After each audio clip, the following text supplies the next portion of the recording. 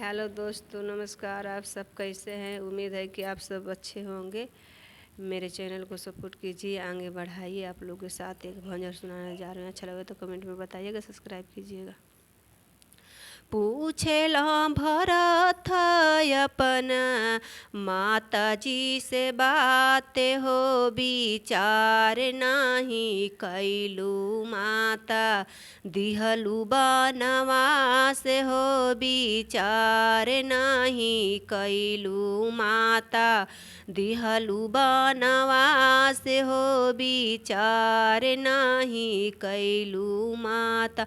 पूछेला भरत अपना माता जी से बात हो, विचार नहीं कैलू माता दिहलू बनवास हो, विचार नहीं कैलू माता। पिता के अंकलंकवा माता दिहलू लगाई, पिता के अंकलंकवा माता दिहलू लगाई।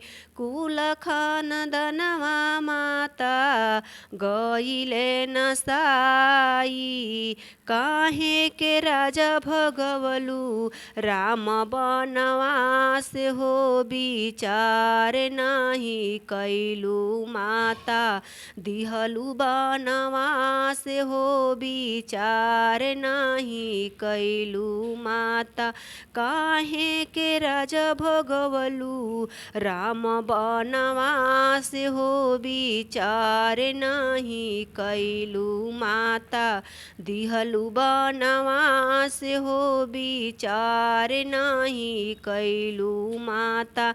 दुई बरदनवा रहे पिता के बचनिया, सब कर नाज रहे पिता के चरनिया।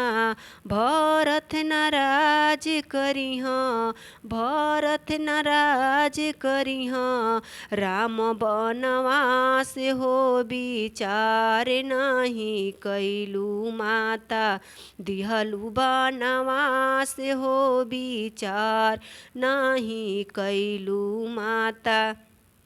राम साथ लक्ष्मण सिया सुकुमारी, राम साथ लक्ष्मण सिया सुकुमारी। भैया चरण यापन दिहले बिसारी, राजा दशरथ के, राजा दशरथ के लेबू अब परान हो, विचार नहीं कैलू माता दिहलू बनवास हो, विचार नहीं कैलू माता दिहलू बनवास हो।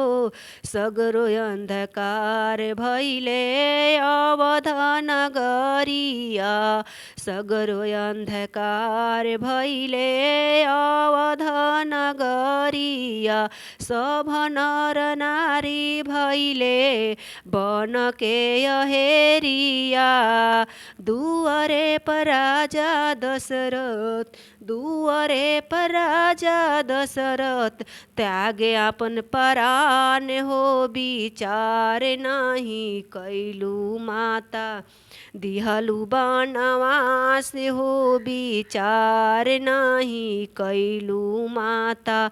दुआरे पर राजा दशरथ त्यागेलन परान हो, विचार नहीं कैलू माता दिहलू बनवास हो, विचार नहीं कैलू माता।